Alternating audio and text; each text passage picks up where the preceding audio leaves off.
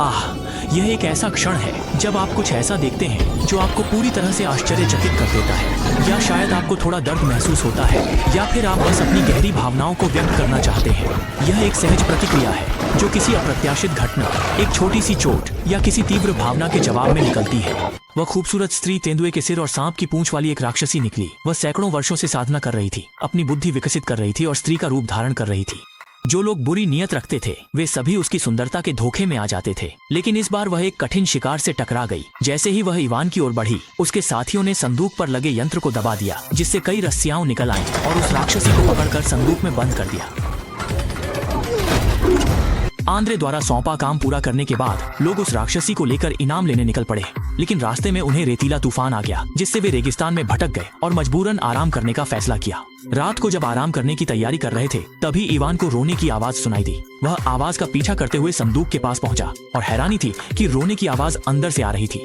Ivan ने तुरंत ही संदूक खोल दिया और देखा कि दिन में जो राक्षस था वह अब वही सुंदर महिला बन गई थी। इवान ने जब महिला को बेबस और मासूम हालत में देखा तो वह उसे बाहर निकालने की कोशिश करने लगा, लेकिन तभी चुड़ैल लीसा ने उसे देख लिया। उसने जल्दी से संदूक को बंद कर दिया और इवान को भी उसी में बंद कर दिया। इसी तरह चुड़ैल लीसा और उसके साथी संदूक को लेकर जल्दी जल्दी शहर की ओर लौट गए। संदूक में बिताए कुछ दिनों के दौरान इवान को उस महिला से प्यार हो गया। कई दिनों की यात्रा के बाद वे आखिरकार रसायनज के घर लौट आए, लेकिन चुड़ैल ने एक डरावनी चीज देखी। आंद्रे कुछ जीवों को एक तरल में बदल सकता था और इस तरल को छिड़कने से किसी को भी नई जिंदगी मिल सकती थी। चुड़ैल को एहसास हुआ कि उनका इस्तेमाल किया गया है। वह तुरंत वापस भागी और इवान तथा महिला अन्ना को बाहर निकाल दिया, लेकिन वे भाग भी नहीं पाए थे कि रसायन जी आंद्रे ने उन्हें पकड़ लिया।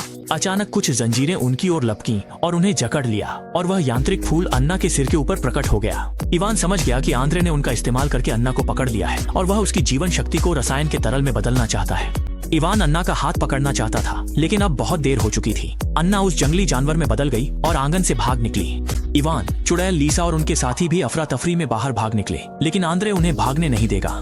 उसने यंत्रों को नियंत्रित किया और एक विशाल कछुआ शहर के नीचे से जमीन फाड़कर बाहर निकल आया। वह तीनों का पीछा करता रहा। चुड़ैल लीसा उसे रोकना चाहती थी, लेकिन वह यांत्रिक फूल उसकी जीवन शक्ति को चूसने लगा, जिससे वह पूरी तरह बूढ़ी हो गई और पल भर में ही उसकी कई दशकों की उम्र कम हो गई। इसी दौरान जब वे आपस में उलझे हुए थे, इवान को भी एक मौका मिल गया। उसने अपनी पूरी ताकत लगा दी और एक बार फिर से योद्धा की उपाधि ने उसे शक्ति दी। उसने उस यांत्रिक कछुए को गिरा दिया।